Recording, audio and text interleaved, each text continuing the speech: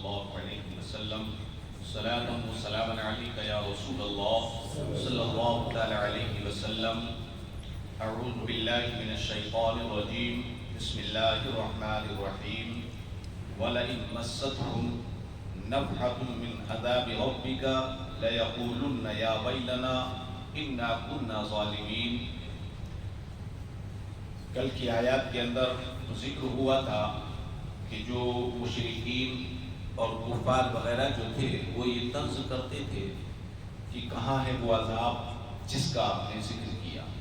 تو اللہ تبارک و تعالیٰ نے ارشاد فرمایا محبوب آپ ان سے کہہ دیجئے کہ میں صرف وہی بتاتا ہوں جو میرے اوپر وہی ہوتی، میں اپنی طرف سے کوئی بات نہیں کرتا. آج اللہ تبارک و تعالیٰ ارشاد فرما رہا ہے اور فرمایا جا رہا ہے کہ اگر لگ جاتی انہیں ہوا تمہارے رب کے عذاب کی تو ضرور بول پڑتے کہ ہائے بربادی، بے شک ہم اندھیر والے تھے، ہائے ہماری بدبختی، اللہ کے رسول تو ہمیں اس ظلم سے بچانے کے لیے آئے تھے، ہم نے خود ہی ان کے پیغام کو مسترد کر کے اپنی جانوں پر ظلم کیا.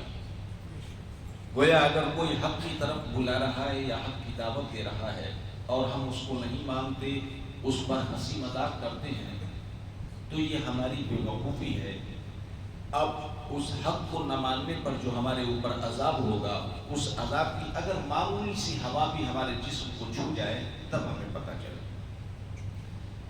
کس نے کتنا ظلم کیا اور کس قدر برائی اکٹھی کی. یوں ہی کس نے کس قدر نیکیاں جمع کی. قیامت کے دن سب کا چشم دید کرانے کے لیے حق تعالیٰ کا ارشاد، یعنی میدان محشر میں ہم نے جو بھی کچھ کیا ہے، اچھا کام کیا ہے یا برا کام کیا ہے، وہ سب ہماری آنکھوں کے سامنے ہوگا. جیسے ابھی میں یہ تفسیر پڑھ رہا ہوں، کچھ دیر کے بعد آپ اپنے موبائل میں بھی دیکھ سکتے ہیں یہاں کیا کیا بولا گیا، میں نے کس طریقے سے گردن کا ہلائی، کون سے جملے بولے، وہ سب کچھ آپ اس میں دیکھ لو گے. اسی طریقے سے میدان محشر میں 15 سال کی عمر سے لے کے مرتے دم تک جتنا بھی ہم نے سب کیا ہے وہ سب چٹا بٹا ہمارے بالکل سامنے ہوگا، اور ہمارے جسم کا ایک ایک رواں، ایک ایک ذرہ ہمارے خلاف گواہی دینے کے لیے تیار ہوگا. اب یہ ہمارے اوپر ہے کہ ہمیں کرنا کیا ہے. وَنَضَعُ الْمَوَازِينَ الْقِسْطَ لِيَوْمِ الْقِيَامَةِ وَلَا تُظْلَمُ نَفْسٌ شَيْئًا وَإِنْ كَانَ مِثْقَالَ حَبَّةٍ مِّنْ خَرْدَلٍ آتَيْنَا بِهَا وَكَفَىٰ بِنَا حَاسِبِينَ. اور فرمایا کہ رکھیں گے ہم انصاف کے ترازو قیامت کے دن. انصاف کے ترازو قیامت کے دن جزا دینے کو. اس مقام پر ایک قول کے مطابق ترازو سے مراد عدل ہے، اور یہ دراصل تمثیل ہے، ٹھیک ٹھیک حساب اور پوری پوری جزائے اعمال کے واسطے. اکثر مفسرین اس بات پر ہیں کہ ایک میزان مراد ہے، اس کی ایک ڈنڈی اور 2 پلے ترازو کی طرح ہوں گے اور اس میں اعمال تولے جائیں گے. میزان عربی میں کہتے ہیں ترازو. تو اللہ تبارک و تعالیٰ ایک ایسی ترازو قائم کرے گا، دنیا کی ترازو کی مخالف ہوگی.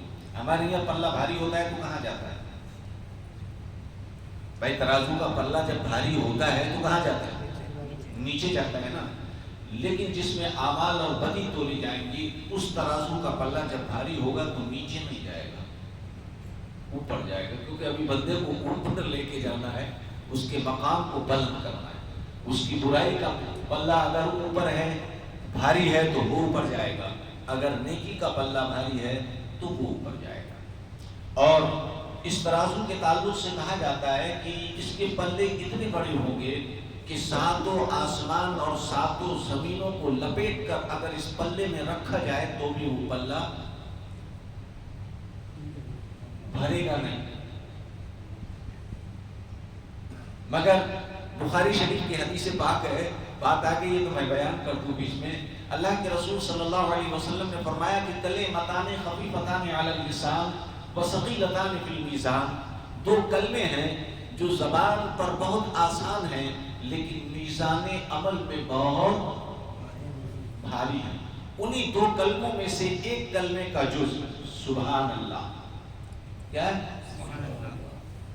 روایت کے اندر آتا ہے کہ ایک مرتبہ اگر کسی نے سبحان اللہ کہا تو اس میزان عمل کے پلے کو اللہ تبارک و تعالیٰ آدھا بھر دے گا، اور اگر الحمدللہ کہہ دیا تو وہ میزان عمل کا پلہ پورا ہو گیا۔ وہ کلمے بھی بتا دیتا ہوں، سبحان اللہ و بحمدہ سبحان اللہ العظیم۔ ٹھیک حساب اور پوری جزائے اعمال کے واسطے اکثر مفسرین اس بات پر گئے کہ ایک میزان مراد ہے، اس کی ایک ڈنڈی اور دو پلے ترازو کی طرح ہوں گے اور اس میں اعمال تولیں گے۔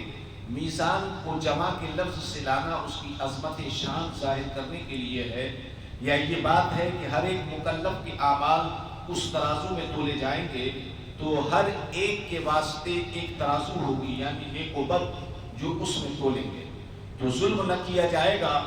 کوئی کچھ اپنے حق میں سے، یعنی کوئی نیکی بد عمل بے تلے نہ چھوڑیں گے، اور اگر کچھ ہو رائی کے دانے کے برابر جو سب دانوں میں چھوٹا ہوتا ہے تو اسے بھی ہم لائیں گے اور ترازو کے پاس ضرور حاصل کر دیں گے۔ تو ترازو کس کام کے لیے ہوتا ہے؟ یہ سب سننے کے بعد آپ کو اندازہ ہوا یا نہیں ہوا؟ اللہ تبارک و تعالیٰ فرما رہا ہے کہ ترازو رکھیں گے ہم، کسی کے اوپر کوئی ظلم نہیں ہونے دیں گے، اگرچہ نیکی یا برائی رائی کے دانے کے برابر بھی ہے، اس کو لا کر کے ترازو میں رکھا جائے گا اور تولنے کے بعد حساب کیا جائے گا۔ تو اب مجھے بتائیے، جو ترازو ہمیں عطا کی گئی ہے اس لیے کہ ہم کم تولیں، بولیے گرام 2 گرام 10 گرام 100 گرام اگر آپ کم تولو گے تو کتنا اکٹھا کر لو گے؟ 100 گرام اگر کسی گرام کو تول کر کے کم دیا، دن بھر میں آپ نے زیادہ سے زیادہ 10 کلو کم تولا، سب ملا کر دیا، کتنا اکٹھا کر لو گے 10 کلو؟ ایک چیز یاد رکھیے، اللہ تبارک و تعالیٰ نے جو لفظ برکت فرمایا، برکت ایک طرف 1 کروڑ روپیہ ہے لیکن برکت سے خالی ہے، اور ایک طرف صرف 1 روپیہ ہے مگر اس کے اندر برکت ہے، تو یہ 1 روپیہ برکت والا اس کروڑ پر بھاری ہے، اس کروڑ پر بھاری ہے۔ تو یاد رکھیے، جو آپ نے یہ 100 گرام 10 گرام کی جو ڈنڈی ماری ہے نا، یہ آپ کے سارے رزق سے برکت کو ختم کر کے چلی گئی، اور مباد یہ ہے اس کا کہ اس کا دردناک عذاب اللہ تبارک و تعالیٰ نے تیار کر کے رکھا۔ ایک کم تولنے، کم ناپنے اور ملاوٹ کرنے والوں کے لیے بہت ہی سخت عذاب ہے جہنم۔ تو میرے دوستو، ترازو اللہ نے اس لیے نہیں دیا ہے کہ ہم کم تولیں، بلکہ اس لیے ہے اگر زیادہ نہیں تول سکتے تو برابر تو تول کے دیں، جو حق ہے ترازو کا وہ تو ادا کریں، ورنہ اٹھا کر کے پھینک دیجیے ترازو، کوئی ضرورت ہی نہیں۔ تولیں گے، میزان کے جمع لفظ کے لانے کی بات یہ ہے کہ ہر ایک مکلف کے اعمال اس ترازو میں تولے جائیں گے، تو ہر ایک کے واسطے ایک ترازو ہوگی، یعنی نیک بد عمل جو اس میں تولیں گے، تو ظلم نہ کیے جائے گا، کوئی کچھ اپنے حق میں سے، یعنی کوئی نیک بد بے تلے نہ چھوڑیں گے، اور اگر کچھ ہو رائی کے دانے کے برابر جو سب دانوں میں چھوٹا ہوتا ہے تو اسے بھی ہم لائیں گے اور ترازو کے پاس حاضر کریں گے۔